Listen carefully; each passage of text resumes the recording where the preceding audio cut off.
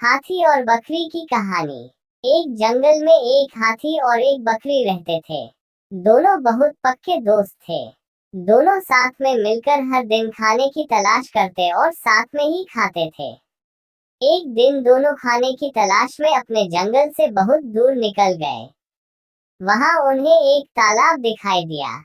उसी तालाब के किनारे एक बेर का पेड़ था।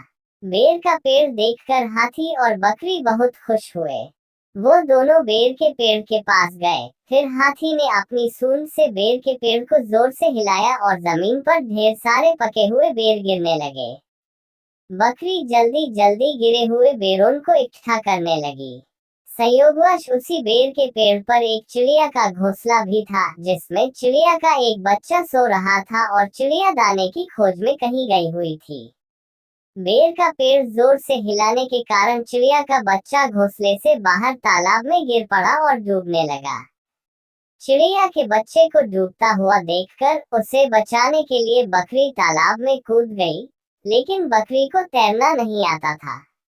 इस वजह से वह भी तालाब में डूबने लगी।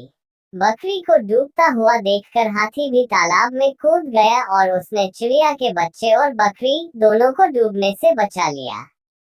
इतने में चिड़िया भी वहां पर आ गई थी और वह अपने बच्चे को सही सलामत देखकर बहुत खुश हुई। उसने हाथी और बकरी को इसी तालाब और बेर के पेड़ के पास रहने के लिए कहा। तब से हाथी और बकरी भी चिड़िया के साथ उस बेर के पेड़ के नीचे रहने लगे। कुछ ही दिनों में चिड़िया का बच्चा बड़ा हो गया।